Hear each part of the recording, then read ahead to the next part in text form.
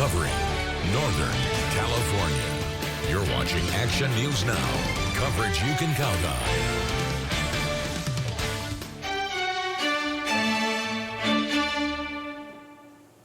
The vote count continues across the country for the 2024 presidential election, and we have team coverage across our area. Action News Now reporters Jesse Angelo and Lauren Cooper are live in Shasta and Butte counties. But first, here's where the race for the White House stands right now. Former President Donald Trump is approaching that 270 electoral votes count needed to win over Vice President Kamala Harris. And you can see which states the Associated Press has called for Trump. This includes nearly all of the southern states, including Florida, Texas, and South Carolina.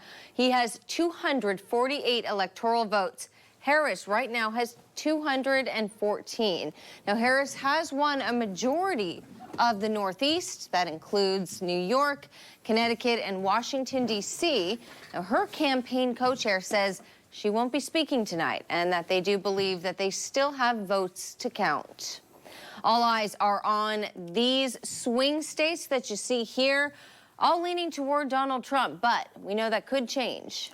Last election, Joe Biden won a handful of key battleground states in 2020 by razor-thin margins. The Associated Press is calling that Trump won Georgia and North Carolina. Right now, Michigan, Nevada, Arizona, Wisconsin, and Pennsylvania are all leaning toward Trump. Now, voters in Shasta County had just one seat to fill on the board of supervisors as we get to local elections now. For District 3, incumbent Mary Rickard hopes to defend her seat against Corky Harmon. But Rickard is trailing by more than 100 votes at the moment. Corky leads with more than 1,000 votes. The city of Chico has several council seats up for grabs. District 1, Michael O'Brien faces Mike Johnson. Sean Morgan is the current district council member, but he's not running. O'Brien has more than 2,800 votes. Johnson has just over 2,200. Dale Bennett is looking to protect his District 3 seat against candidate Monica McDaniel. It is neck and neck. McDaniel trailing Bennett by just about 40 votes. Bennett has 2,392 right now. In District 5, Chico City Council, current Mayor Andrew Coolidge is not running for re-election. Melissa Lopez-Mara and Katie Hawley are running for that seat. Hawley leads by more than 700 votes at the moment. Lopez-Mara has just over 415 votes. And the final Chico City Council race, District 7, incumbent Topeka Tandon is facing candidate Bryce Goldstein, and right now Goldstein has more than 2,300 votes. Tandon is trailing with fewer than 1,500. And we're also keeping a close eye on other local races right now. Action News Now reporter Lauren Cooper is live in Butte County. So, Lauren, what are we seeing as far as results and what's been on voters' minds in Butte County? Right, Alan, Haley, while the polls are closed now, there was a massive turnout for in-person voting here in Butte County for what some voters tell me has been the most important election they've ever been a part of. Register of Voters of Butte County, Keaton Denley, tells me earlier this week there was a slow start, but today there's been a consistent line bending around the building pretty much all day. Earlier, I spoke with one voter who tells me who she's voting for and why. I'm voting a better economy because right now prices are so high, we don't have money to pay for gas. Gas is so expensive. And I figure if Kamala would have done a good job, she already would have done it. So I voted for President Trump. Busy day with dozens, if not 100 volunteers to help out with answering questions, getting people processed, and sorting through mail-in ballots. And finally, the results are in for Butte County's presidential vote, with 49.5% choosing Donald Trump and 47.2% choosing Kamala Harris. I'm Lauren Cooper reporting live in Oroville. Action News Now. All right, thank you, Lauren. And a reminder, with the passing of Assembly Bill 3184, all California counties will now be prohibited from certifying results until 28 days after the election.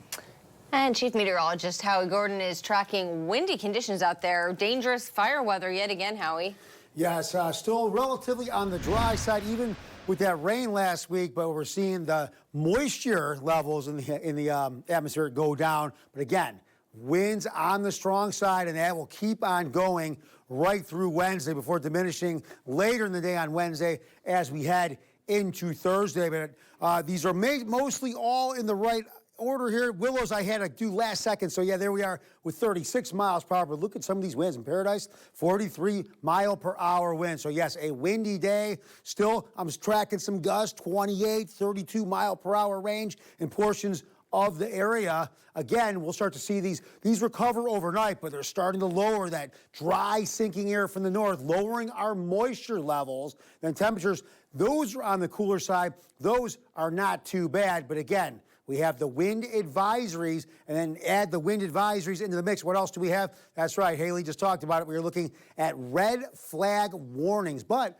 these winds will begin to subside, and we'll see some beautiful weather here. We'll talk all about that coming up in just a little bit. All right, thanks, Howie. Well, let's look now at the full-term U.S. Senate seat. The race for this U.S. Senate seat, the Associated Press is declaring that Democrat Adam Schiff has won over Republican Steve Garvey. The U.S. House District 1 seat is also up for grabs tonight. Democrat Rose Penelope Yee challenging incumbent Doug LaMalfa. Yee has a little more than 55,000 votes. LaMalfa with a little more than 86,000. And tonight, 8 California congressional seats could determine the fate of the U.S. House when it comes to who has the power, and that includes districts 13 here, 22, 21, 41, and 45. And as you can see, most of those are looking blue right now, but currently are held by Republicans who won with slim margins in 2022. Democrats would need to flip just 4 seats to take the majority here. Now, we're tracking these races with live updates on our website. Just click on the elections banner on our homepage. The state Senate race for District 1 is heating up between Republican Megan Daly and Democrat David Fennell. Republican David Fennell, I apologize, Daly is leading with a little more than 118,000 votes. Fennell has a little over 38,000 votes. Both candidates for State Assembly District 1 are also Republicans, but it's Heather Hadwick with a huge lead over Reading Mayor Tanessa Audette by nearly 20,000 votes right now. For State Assembly District 3, incumbent James Gallagher leads Democratic challenger Aaron Draper, a Chico State photography professor, by nearly 30,000 votes with about 64% of the vote. Many Chico State students went out to cast their vote at the Bell Memorial Union, and we spoke with them about why they think it's so important to vote. Your vote matters, and a lot of young people don't decide to vote just because they're not very knowledgeable, but we're still a part of the population and we deserve to have a say, and it makes a difference, even if it's a little bit of a difference. So. Many students told us this is the first election that they're voting in a presidential election, and some say they're concerned about how the outcome could have a big impact on their future. The Butte County Republican Party is spending the night at a watch party at Chico's DoubleTree Hotel. Dozens of Republicans from our area came out to anxiously watch those results roll out live. We spoke with some attendees feeling hopeful about the outcome. And it's a celebration. I think it's going to go in a really wonderful way, especially for Butte County and hopefully our country. I feel like our congressman, James Gallagher, our assemblyman, all of our elected officials are going to sweep it, in my opinion. I think there is always tension with elections, especially when it's very close, and this doesn't seem to be an exception to that. Results have been pretty positive for the Republican ticket so far. The Butte County Democratic Party also hosted a watch party at Merriam Park. Action News Now reporter Sade Poulin shows us the turnout as dozens watched in anticipation. Hi, I'm Sade Poulin with Action News Now. I'm here at Merriam Park right now at Tio's Pizza for the Democratic Watch Party. The event started about 20 minutes ago, but as you can see, there's already a lot of people starting to roll in. I spoke to some voters and they tell me that they are anxious but excited as some results from the East Coast start to roll in. Take a listen to hear what some voters are thinking. And so why are you here today? Well, to watch the results of probably the most important election of our lifetime, possibly in the history of this country. And so if Harris wins, how are you going to react? Yay! It's a day of hope. he's going to do it. And how are you feeling? Nervous. Nervous? Yeah, but it's still so early. It's just way too early. And from what I'm hearing, she is ahead in Pennsylvania. Reporting in Chico, I'm Sade Pullen with Action News Now. Some attendees said that they also wanted to support Democratic local candidates as well. And a quick update, we also are learning the Associated Press says that the Republicans appear to have the control of the Senate. And 4 candidates are vying for 3 spots on Paradise Town Council. Heidi Lang in the lead with over 2,500 votes. Steve Woody Colleton is close behind with 2,249 votes. Oroville voters had 3 city council seats to consider. For District C, Linda Draper, Ricky Gabriel Jr. and Chuck Reynolds are facing off for that seat. Reynolds, the former mayor, is in the lead with 292 votes at last count. Gabriel Jr. not far behind at 267. Incumbent Scott Thompson faces a challenge from Brian Williams for District D of the Oroville City Council. Thompson has 579 votes to Williams' 440. Incumbent Janet Goodson is also hoping to keep her seat for District E. Levi Niss has 248, Goodson at 309. Now, we're going to take another check at the ballot count continuing across our area. Action News Now reporter Jesse Angelo is live in Shasta County.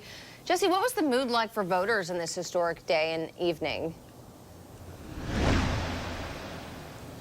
Well, Haley, it was, I would say, very optimistic in general, although there were some that had concerns there could be disruptions at the election office today. Those concerns stem from poll workers who quit after Shasta County Supervisor Kevin Cry and other observers showed up to watch some of the mail-in vote counting. And however, voting here seemed to go quite smoothly. Now election workers are busy counting the votes as they come into the office. I spoke with one observer who says it's important to come out and be an observer. Take a listen. It's something that every citizen should have the right to do so that you get a little more informed when news reports come out. You know what's actually going on behind the scenes. Voting here at the election office was peaceful and orderly, and all that in spite of really long lines and heavy turnout that lasted all until the polls closed at 8 p.m.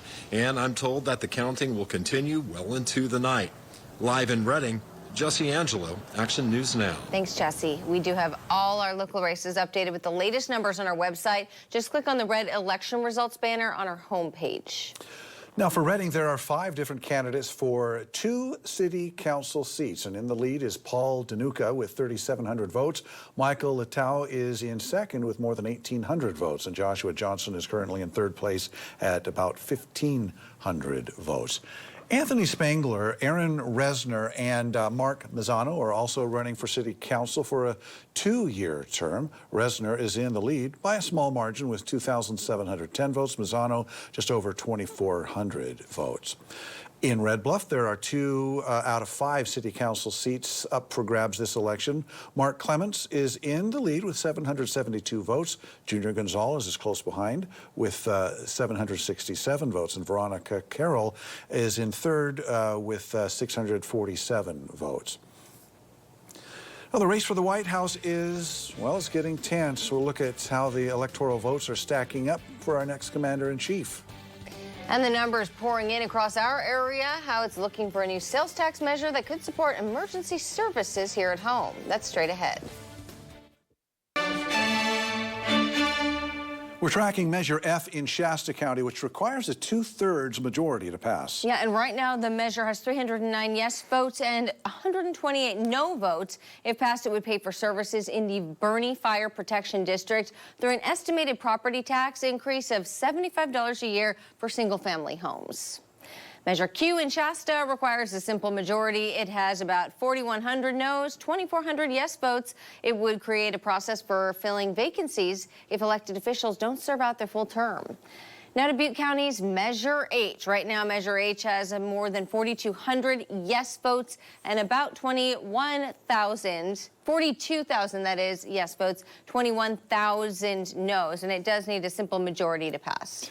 Now, if it does pass, it would be a countywide 1-cent sales tax to maintain emergency services. It needs 50% again to pass. Now we're live over to Tehama County as election night wraps up. We'll check in there in just 5 minutes.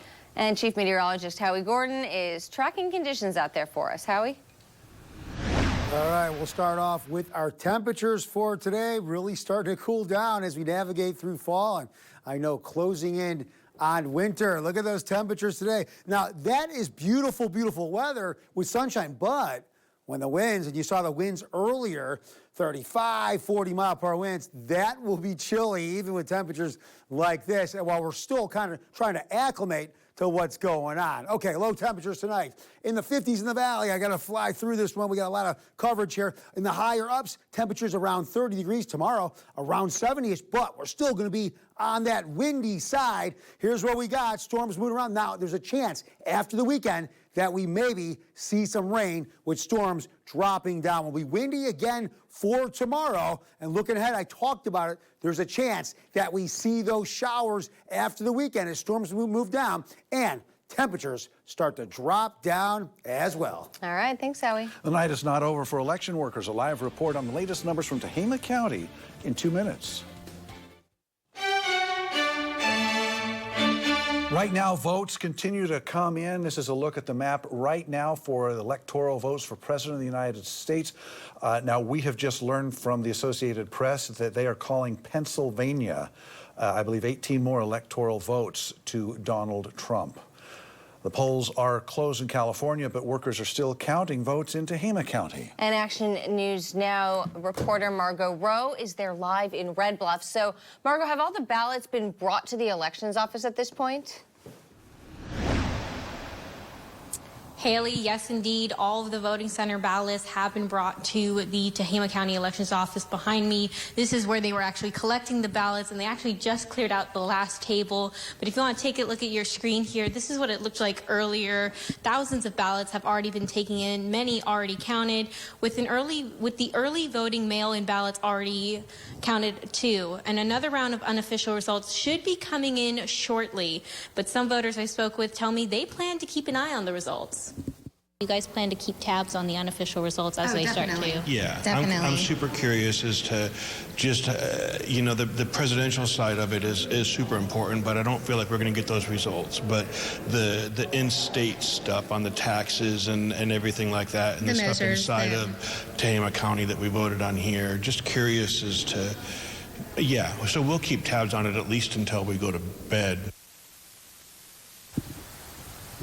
So far, out of roughly 37,000 registered voters in the county, 9,700 voters mailed in their ballots, and the numbers on how many voted in person is still being calculated.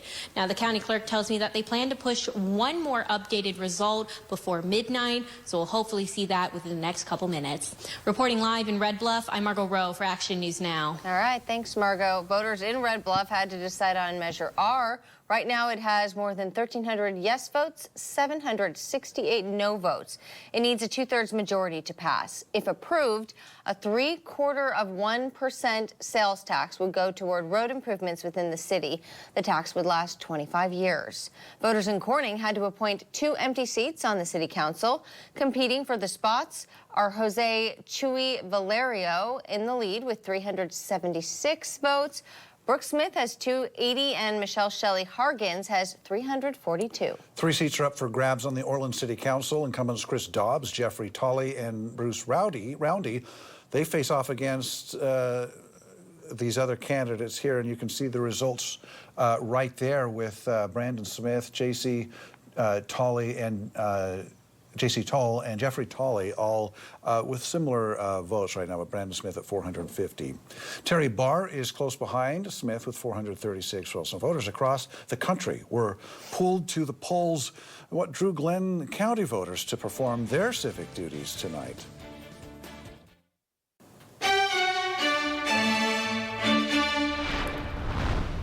Breaking news right now. Presidential candidate Donald Trump with 267 electoral votes. He is addressing the nation. Yeah, let's take a listen. That'll do it for Action News Now's local election coverage. Thank you very much. Wow.